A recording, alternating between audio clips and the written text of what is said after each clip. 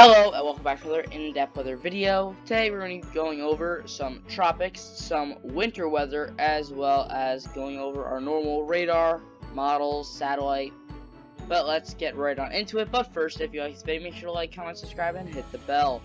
Here I am on the National Weather Service page, where we have a lot going on in the northern tier of the country, and most of it is winter weather related. We have winter weather advisories, winter weather advisories, winter storm warnings.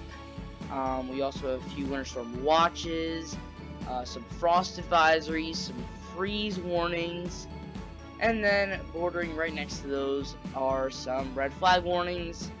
We also have air quality alerts, dense fog advisories as well, but we're going to be focusing on one of these, and that is winter weather. Now let's move on to the radar. Today I am using the Wonder Map. This is Weather Underground's mapping service, because I really want to show the actual snowfall happening here, and the National Weather Service radar does not do that. So we're going to just take a quick look here. So some snow in Montana to Minnesota, some snow showers in Wisconsin. Then you have some rain down here in southern Wisconsin, Michigan, Illinois, Indiana, Ohio, Iowa, Missouri, so on. So that is the southern side of the system, but we're looking at winter storm warnings in this area over here, and I am fully expecting Winter Storm Billy to be named. I think that this will meet that criteria of, I think, 2 million people under a winter storm warning, but they have not named it yet, as to my knowledge. When I'm filming this, I have not seen an article on the Weather Channel site, so right now I am assuming that it has not been named, and maybe it'll be named by the time it uploads. In that case, I'll try and make a video.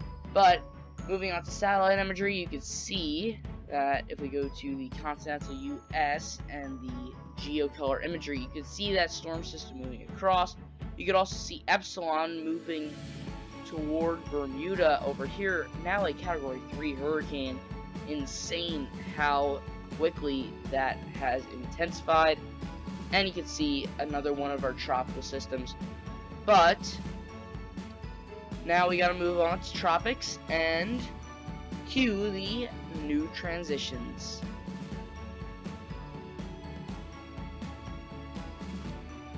So without further ado, tropics, we do have Epsilon today. Right now, 115 mile-an-hour winds, 953 millibar minimum central pressure, and is moving west-northwest at 8 miles an hour.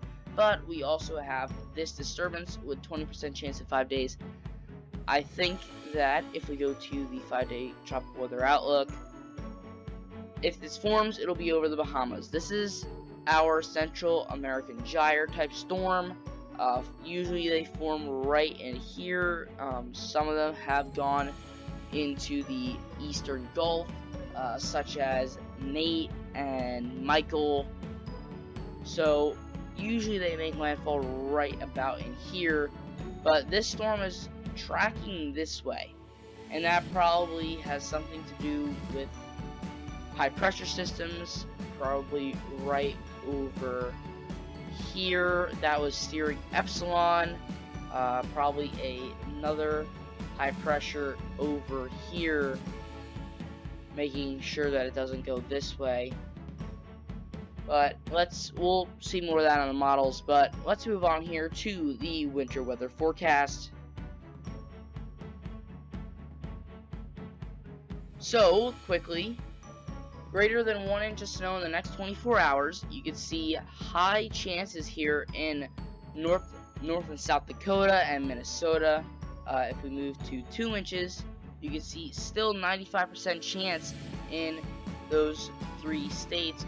4 inches of snow, you can see still some chances of 95% here. So this storm system will be dumping a lot of snow. 6 inches of snow, You can see highest percentage now is 80. So there's still an 80% chance in these couple of isolated areas to get 6 inches of snow, 8 inches of snow.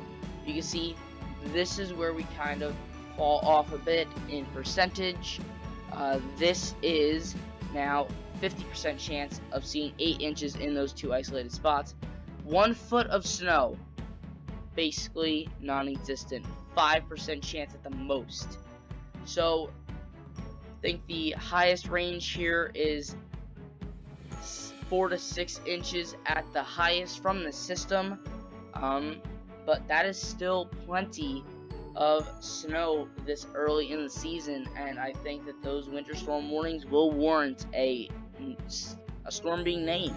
So let's move on here to the NAM 3-kilometer model, where we are going to be tracking this system.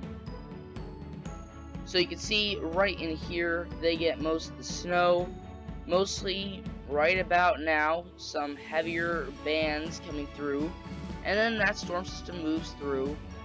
Following behind it is a stretch of more thunderstorm activity, and then we get into our next storm system moving on to the coast. Now I just want to switch over to the 12-kilometer model real quick. We're going to track this system here. Gets down a little bit more south of where Abigail was, but then we see it dip really south here on the GFS, and then we have this, and then into Texas too. We definitely have to watch the next few weeks. But speaking of the GFS, we're going to move on to the North Atlantic. We're going to actually go back to our model run so I can get the full picture here.